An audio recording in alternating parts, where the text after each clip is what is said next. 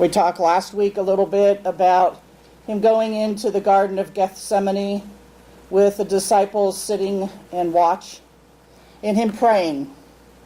You know, one of the things that he said while in the garden, if there could possibly be any other way, could we work it out some way differently?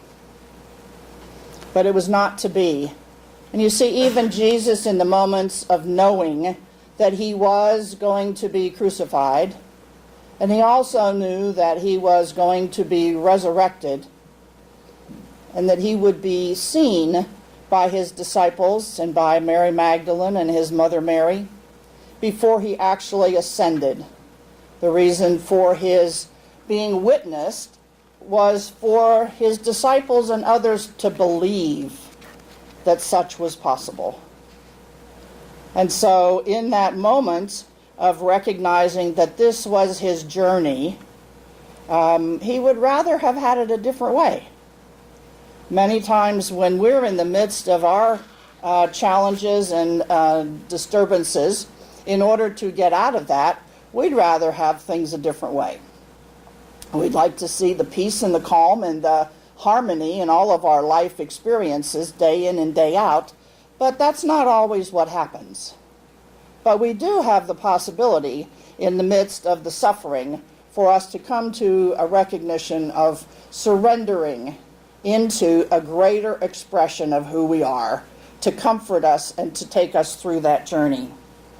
So these pictures sort of depict his journey into the crucifixion, into the resurrection on Easter morning, and finally as he was with his disciples for them to see the truth, that Jesus has risen.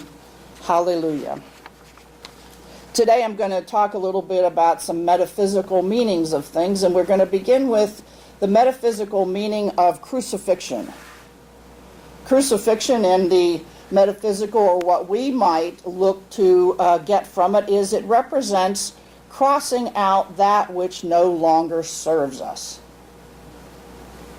As I have been able to bear witness to my life, I can look back over times and I can recognize that there were certain things that truly were not serving me. But out of whatever fear it was that I had, I found myself staying stuck in the circumstance until I personally was ready to get myself out of it. So there's an expression, when life calls us to change and grow into our greater self, there is often that which must be crossed out or surrendered first. We cannot go into something greater until we're willing to let go of that which no longer serves us. If we hold on one side to what we cling to and try to establish a newness, we're in conflict going back and forth. So in the middle of letting go and in taking hand of something new and different, we find ourselves in an opportunity to transform and to find the faith in order to be able to do this. So in the midst of this flux and this change and this growing and becoming our greater self, as we're letting go of things, this is a time of transformation, transforming ourselves into a greater, brighter, more vibrant expression of who we are. In Buddhism, they say pain is inevitable, but suffering is optional.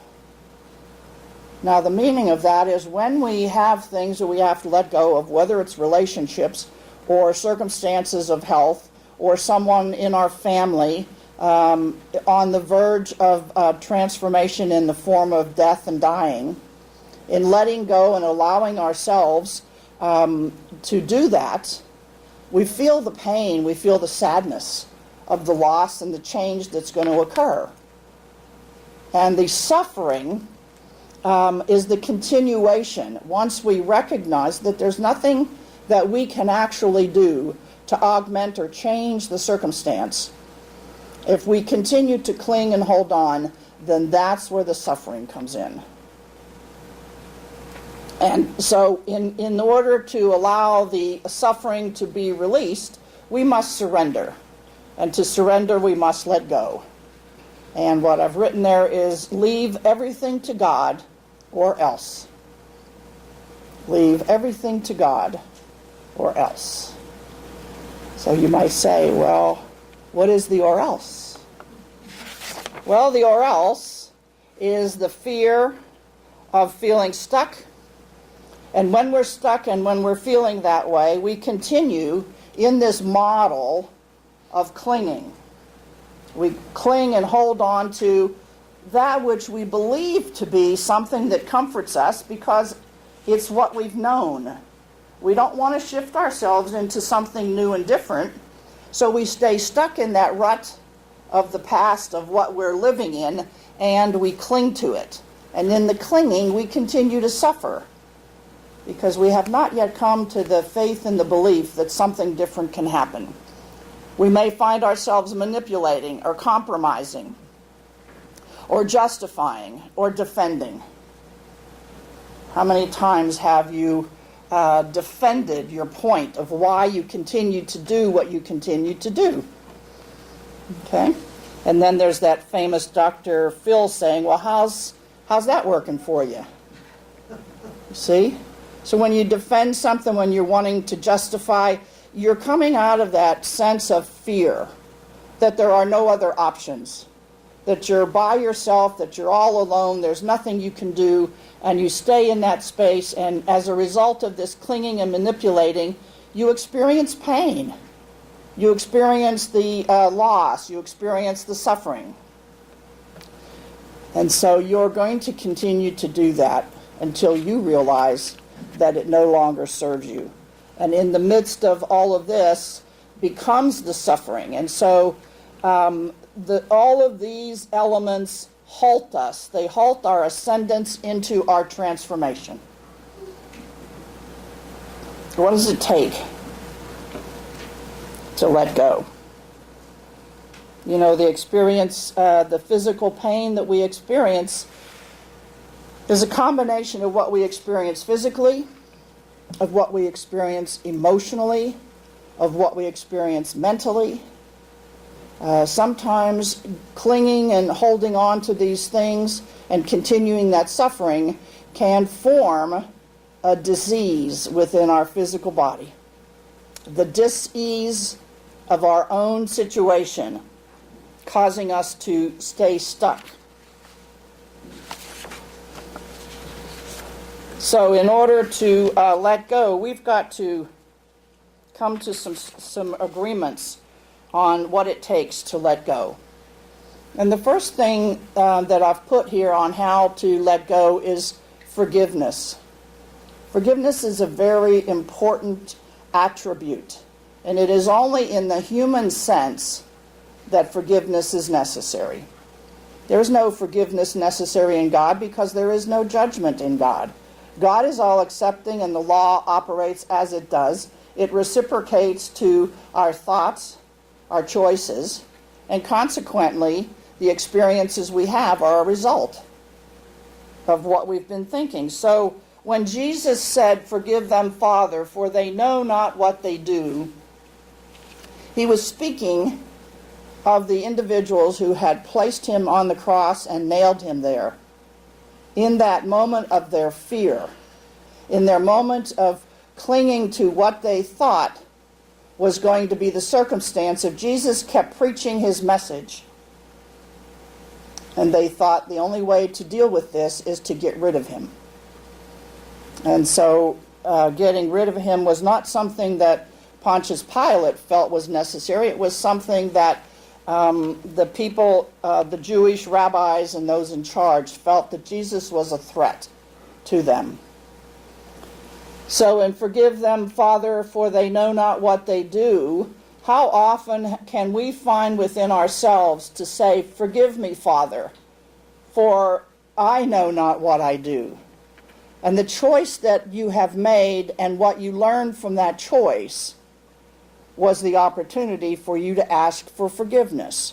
Forgiveness of yourself and forgiveness for anyone else who played a role in the experience that you were having.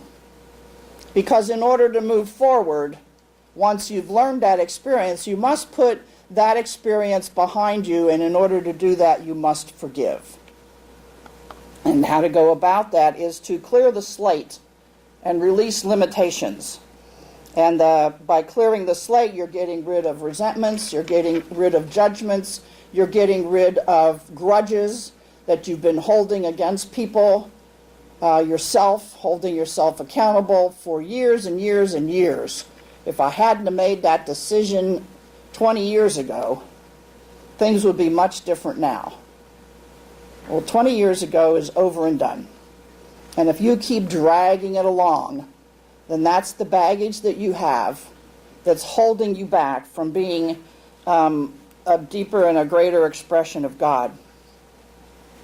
While I was writing this, I was trying to think of examples in my life where I needed to clear the slate, where I needed to forgive. And I remember that there was an individual that I was in relationship 3 times.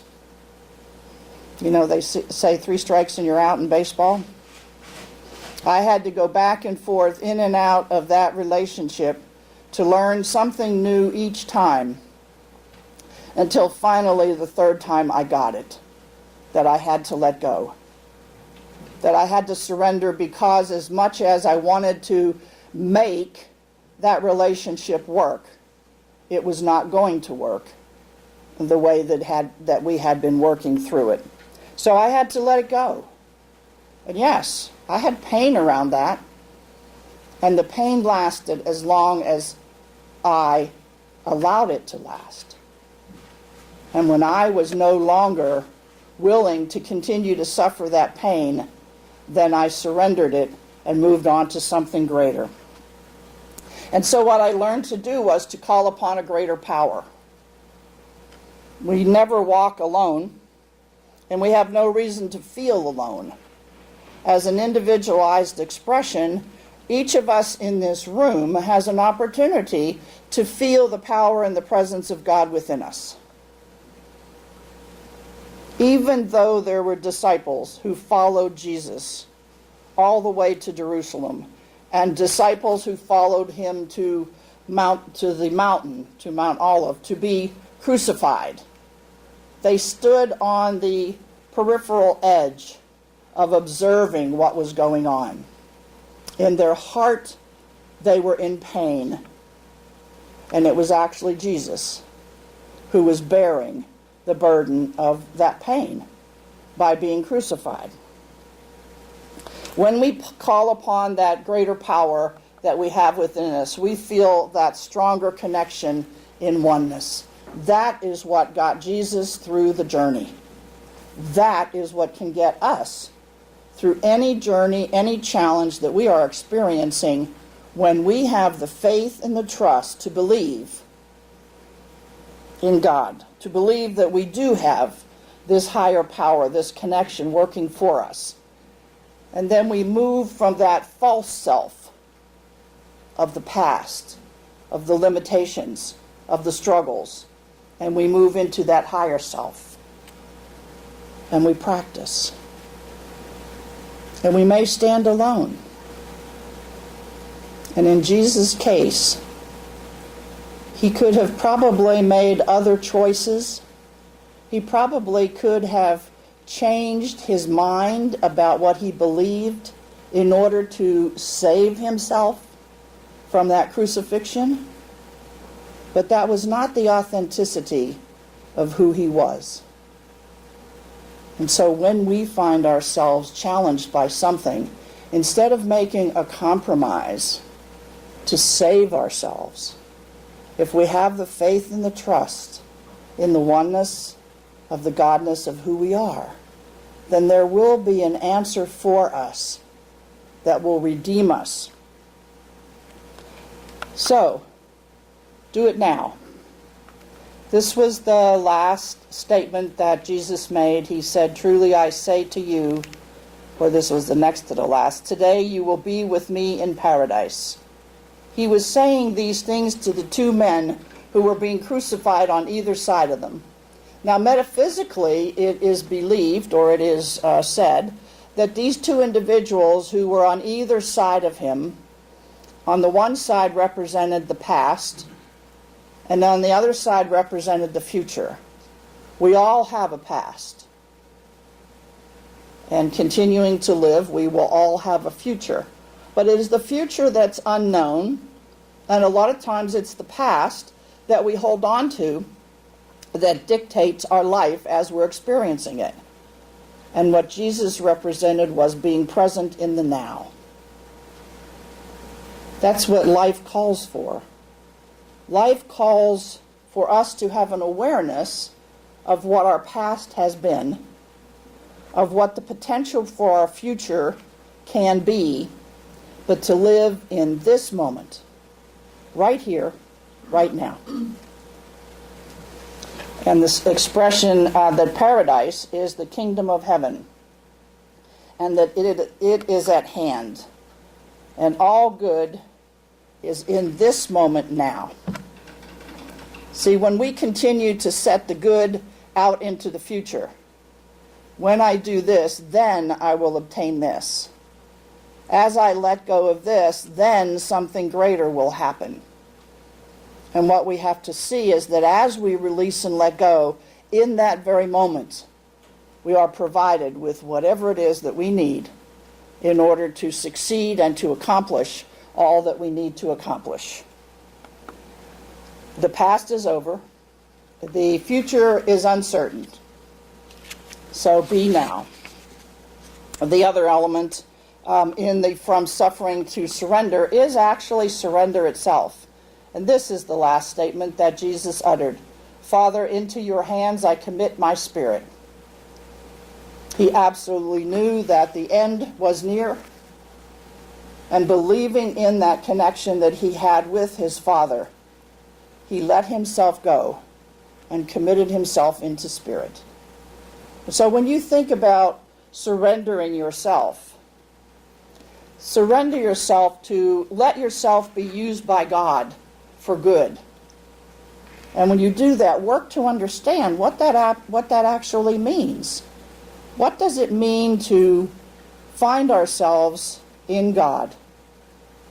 To understand the principles of the oneness that we teach. To live in those principles. And by understanding them, then stand in the power of what they represent. Let go and let God. See, surrender is not about quitting or giving up. It's allowing that human self to be stepped aside and call in that higher power of who you are. You know, the song said, "Use me, oh God, I stand for you." When you say that to yourself as an affirmation of intention, use me, oh God, I stand for you. When you understand that the God presence, the power is within, when you see the vehicle of the human nature that you are, this vehicle of life, you surrender yourself to the power within. You listen and take action in what it is that you are hearing. You place your faith in the Father within who doeth the work. When you say, "Use me, O God, I stand for you," and you recognize that it is not I, but the Father within who doeth the work, it is that God presence. Do you have a feeling of oneness? Do you have a feeling of separation?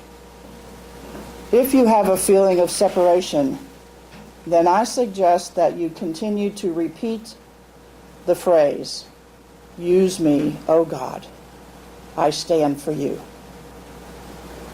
Placing yourself more and more and more in the vibration and the energy of the God power that you are. And when you do this, then you prepare yourself for your resurrection. Imagine having a vision of your life without pain, without suffering, feeling prosperous, knowing that as you ask, you shall receive, trusting, having faith in that Father within. It is a pause to reflect. It's a pause to stop what we're doing at any moment in the day, close our eyes, and to allow ourselves to know that the Father and I are one. Resurrection is awakening to a remembrance of one's true nature. If you understand that when we are resurrected, when we are ascending, we are awakening to a remembrance of our true nature. It was the nature of God. It's the nature of creation. We are a part of creation. It is the nature of who we are. It is about hearing the message of oneness. Jesus was not only a Savior, he was a master teacher who demonstrated truth, peace, faith, and love. In the philosophy of the science of mind, we truly revere the teachings of Jesus. There is so much to be gained by bearing witness to the choices that he made to continue to convey his message, to continue to know that that was what his calling was all about. Ernest Holmes says, always, he will watch over us and comfort us. And I think Ernest Holmes is talking about the expression of the presence of God and not Jesus as the Savior. And the last is an affirmation. Today I place my faith and trust in God and surrender to its presence in me. Take a moment and read that affirmation silently.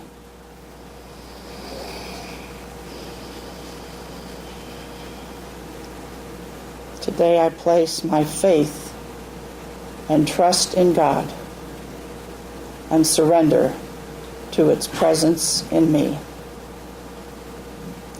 Let's peacefully say that together. Today, I place my faith and trust in God and surrender to its presence in me. And so it is. And let's take that right now into prayer.